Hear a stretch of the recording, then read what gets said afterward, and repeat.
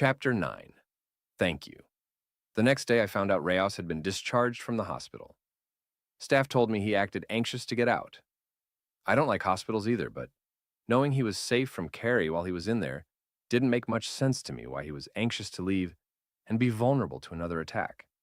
I stopped by Reyes's place looking for him, but didn't get an answer. I walked around the house, looking into windows, waiting to find someone or something looking back at me. If whatever that thing was that scared Reyes so much was still inside, then I don't blame him for not returning back. I went to the abandoned house where Carrie was staying next, wondering if she came back for anything. I looked in the shed and there still wasn't a motorcycle inside. I walked into the house and everything was still in place from yesterday.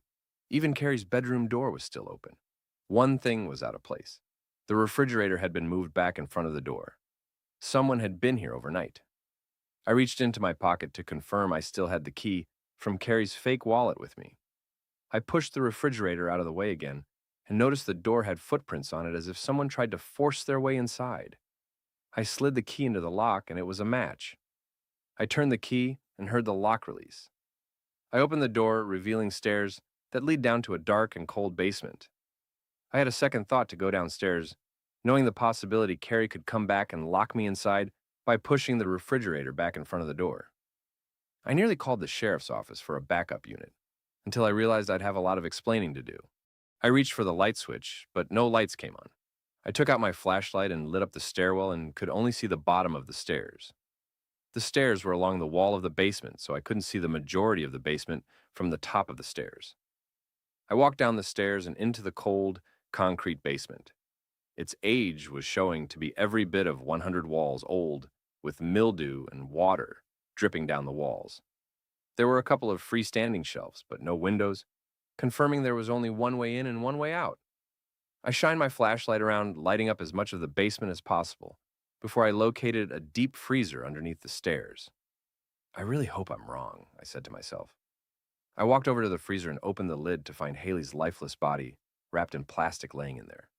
I pulled the plastic down from her head, which revealed a slash mark on her throat. She had been brutally murdered and probably never saw it coming.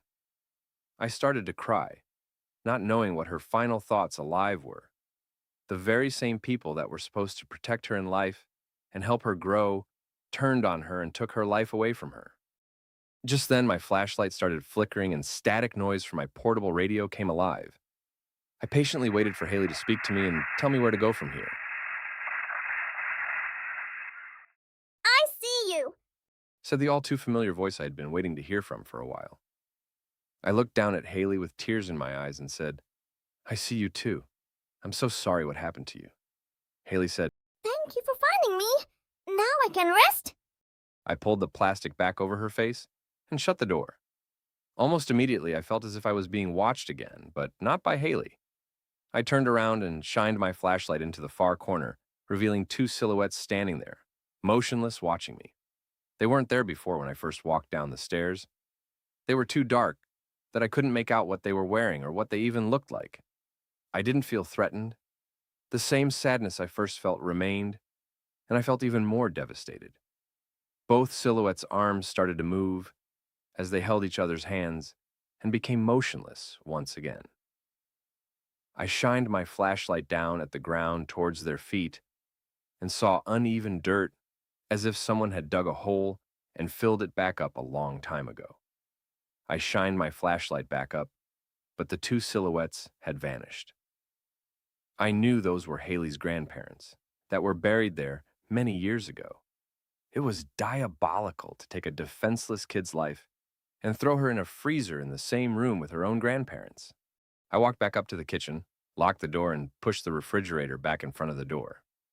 As horrible as I felt for finding Haley and the possibility of two more dead bodies, I felt like I could breathe a little easier, knowing she had finally been found. I got on my work cell phone and called the sheriff's office, letting them the missing little girl had been found. Within minutes, 3 deputies, an ambulance, the coroner, and a crew to excavate the grandparents' graves arrived. Once all the phone calls have been made, I researched Haley's grandparents on my cell phone. I found an article from about 14 years ago, around the time Haley was born. The media reported the grandparents' mental health began to rapidly decline, and were last believed to have wandered off into the woods, never to be heard from nor seen again. Both were assumed deceased after months of searching. I can guarantee both were murdered as well by the same person. As the coroner and excavating team investigated the bodies, all I could do was wait. I wasn't waiting for news on the bodies, but rather than a call. Shortly after, tones dropped over my portable radio from County Dispatch. Any available unit and EMS, please respond to mile marker 27 for a single motor vehicle accident in a ditch. Immediately, I knew it was a motorcycle that Carrie was responsible for. I told the crew I have to be the one to take this call to piece together the final piece of the puzzle.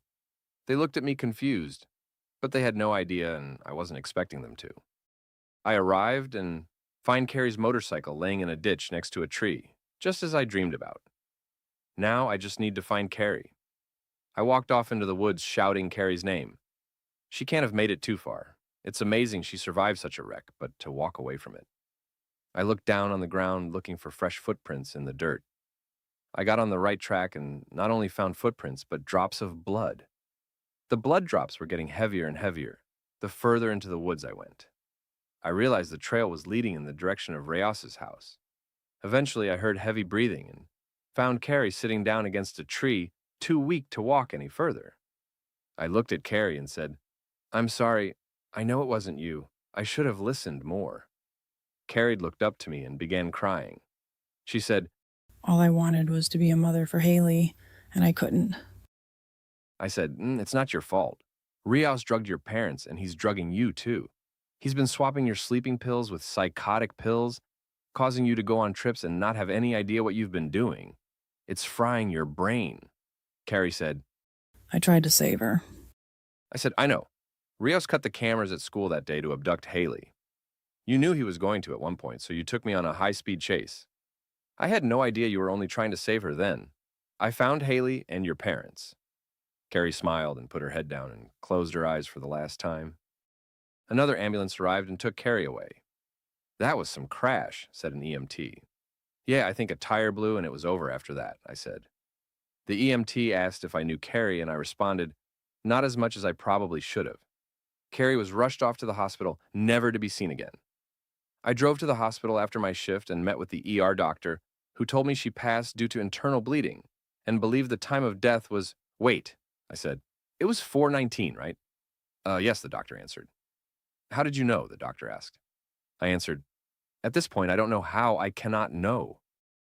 I made it back to the station where a news van was desperately waiting for an interview. For the first time, I was willing to give an interview, not because I found Haley, but for Rios. If Rios knows I found the bodies, he will vanish. But if he thinks that I think Carrie was responsible for the murders, he'll let his guard down. As soon as I stepped out of my patrol car, a camera and news anchor rushed me. "Officer Ray, may we have a moment to talk about Haley?" "Let's step inside," I said as I motioned towards the station. We walked inside and I told her what she wanted to hear. I told her it was believed Carrie and her mental health issues are to blame for the murders of her parents and daughter. I even referenced her warrants as visual proof for when Reyes watches the news story for his victims being found. I even threw in the detail of Carrie suspecting Reyes to be a witness and mentioned how she broke into his house and attempted to kill him. Then I mentioned how Carrie was involved in a fatal motor vehicle accident, as I believed she was on a rampage to track down Reyes. If she was still alive, now, charges for 3 counts of murder would be filed against her, I said as the interview concluded. I asked the anchor if it will air tonight, and she said yes, and we'll begin editing as soon as possible. They walked out, happy they got what they came for, and I was happy the story was believable to throw Rios off. "I'm coming for you, Rios,"